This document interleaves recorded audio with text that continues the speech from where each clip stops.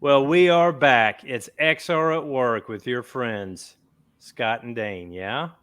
Yeah, excited to be back. We haven't been in the saddle too much recently. I know. Hope we don't get saddle sores. That's Let's right. uh let's tell everyone, hey, we are sorry it's been a while. Dan and I have talked about this a lot. I'm busy as heck in my day job. I don't know about you, Dane. You're probably not doing much over there, are you? Yeah, yeah, nothing going on over here. Nothing. Yeah. What I Yeah. will say though is I think it's interesting because I think this ties into what we want to talk about today, which is that the XR role has Yeah. become much more diverse over the past, let's call it 2 years. And so I think, just a lot more things going on in the XR space than maybe ever before. Would you agree? Would you agree with that? Absolutely. Absolutely, man. I mean, we were talking about this. Um, First off, we had a little bit of this conversation in our monthly XR at Work practitioner calls that some of the people watching this podcast now attend. We love you guys. We appreciate you showing up the first Wednesday of every month. But it's something that I'm hearing. What you and I are dealing with, like you said, Dane. I think a lot of people in roles like ours, with employers like ours, they're dealing with, which is um, there's a lot of technology on the market right now. There's a lot of new advances, and um, a lot of times people come knocking on my door with babies that they want me to raise. Man, it's like, yeah, I'm the XR guy, but man, that or that or that.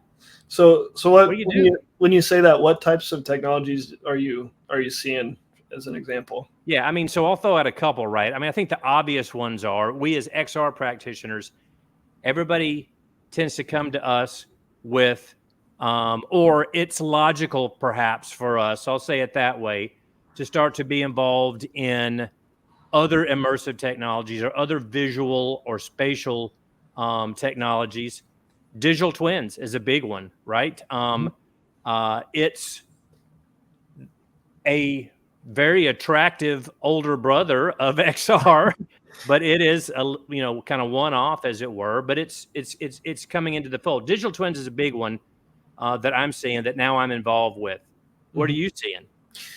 Yeah, well, I mean, I think we've obviously seen the proliferation of generative AI and a lot of the Yeah, LLMs, and so I think just from a user perspective, there's a lot of enabling capability that AI provides the XR space, and so I'm seeing that come into the fold. I'm seeing, we've talked in the past and heard this from our network as well, that asset management has become a real yeah, challenge in a lot of spaces, which a lot of our XR practitioners are getting pulled into as well.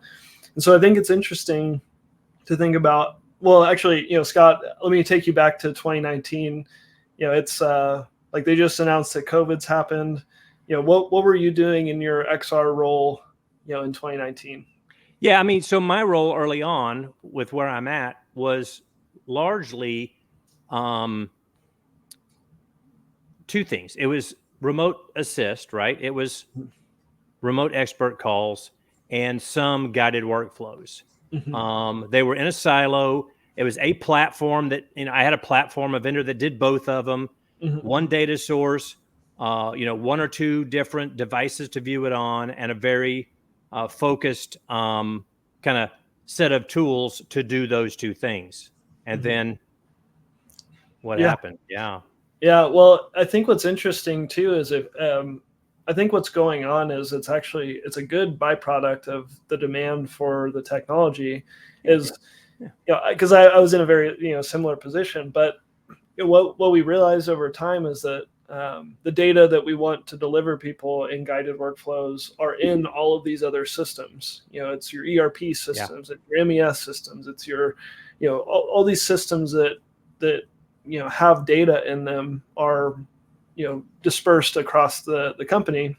And so this one kind of virtual SME or whatever you want to call that, um, it really was great for a single application, but it didn't really kind of broaden out into the rest of how people work on a day-to-day basis. And so that's what I think is going on now in the XR space is we're starting to see people go, hey, this is really awesome, but what if, right? What if it could tell me my IoT sensor data information? Yeah. What if it could give me feedback on the procedure that I'm supposed to be doing? What if it could visually give me directions, and that's based on, coordinate planes that I have stored in different locations. So it's really this like integration of data across all of these systems that are starting to become part of the XR workers or the XR practitioners job that maybe we didn't see, a year or two ago.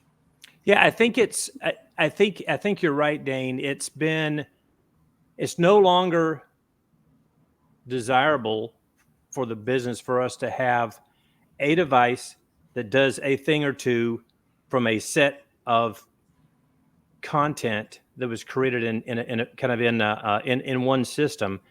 People want different devices. They want different experiences. They want real life photogrammetry. They want access to 3D model assets.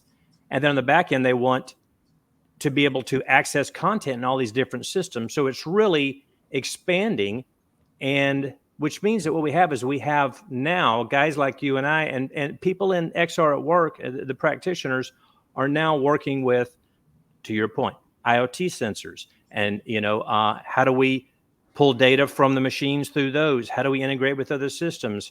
What about these other data sources?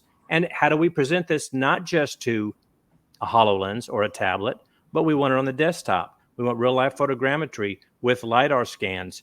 And we want to tie into the computer vision system that someone over here is standing up. It just starts on the front end and the back end, just going sideways. I mean, it's wonderful. It's us moving into the future that we've all been, watching and reading about and hoping for, or maybe dreading. But it's happening, and it's happening quicker and quicker every day. Wouldn't you say?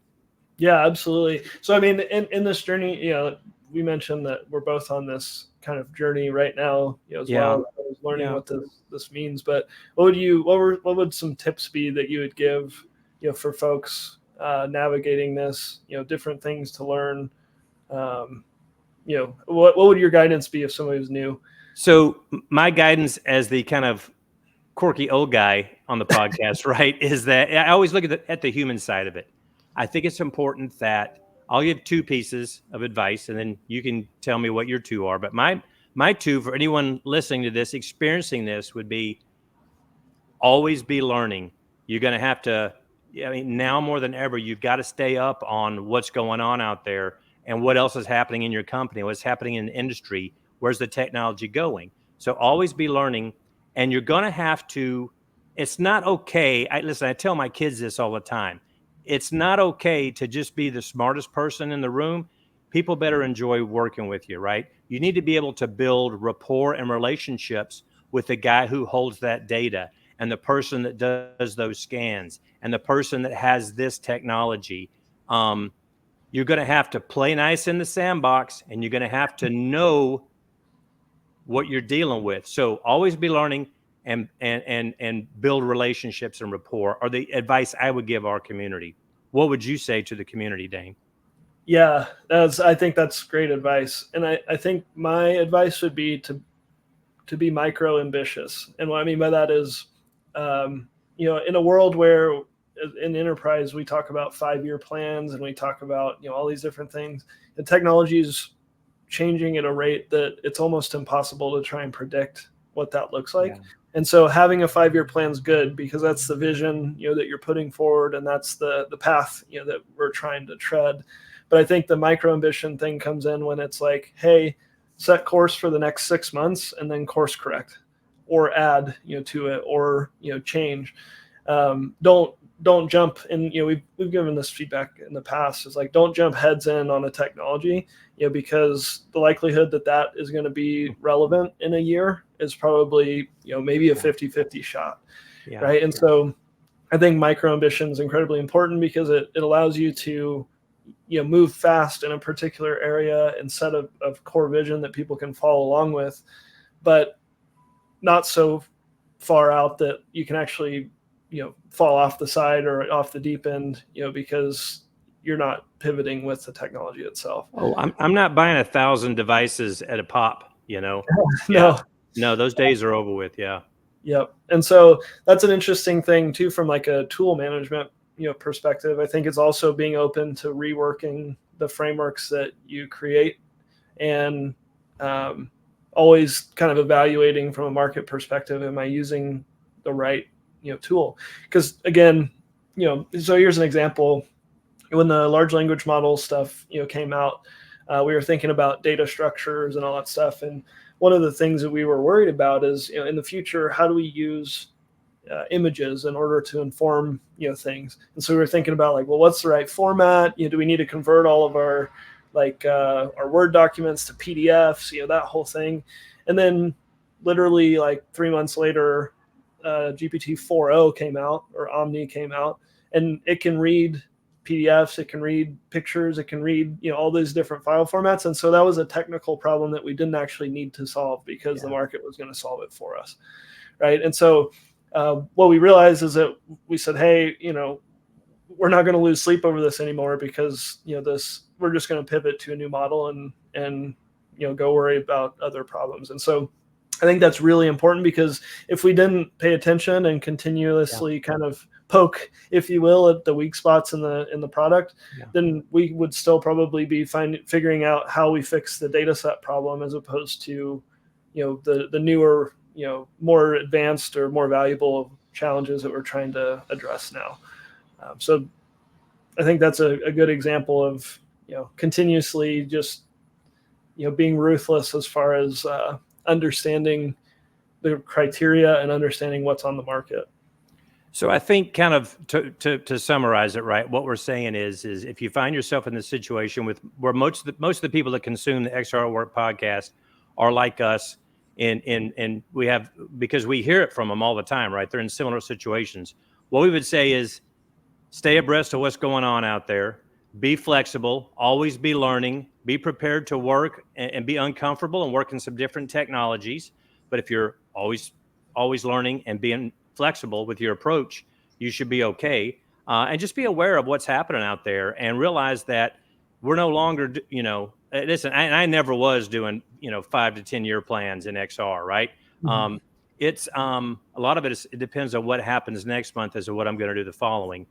And so listen, this is a caffeinated profession to be in, man. You got to stay going. So it sounds like we've given some quick tips to everyone. If you're struggling with this, and of course, we'd always encourage everyone to reach out to that network, people in the XR Work community, people that you trust, people that you get counsel and wise advice from, and ask them how to deal with some of these changes that are happening. Absolutely. Well, and I'd encourage as well, if you guys that are practitioners, or even if you work in these spaces that are, Gen AI or digital twins, maybe not XR, directly, but adjacent, if you guys are seeing similar types of things and have any recommendations, comment below and let us know things that you've learned over the last year or so as things have started to accelerate even faster. That's right. Well, Dane, thanks, buddy. We're going to try and do just a quick 10, 15 minutes a week, try and get on a regular schedule, even if it kills us, which it may. But we're going to try. And it's good to see you again, buddy. I always enjoy our talks. Good to see you too, Scott. Thanks. All right. We'll talk to you soon. Take care.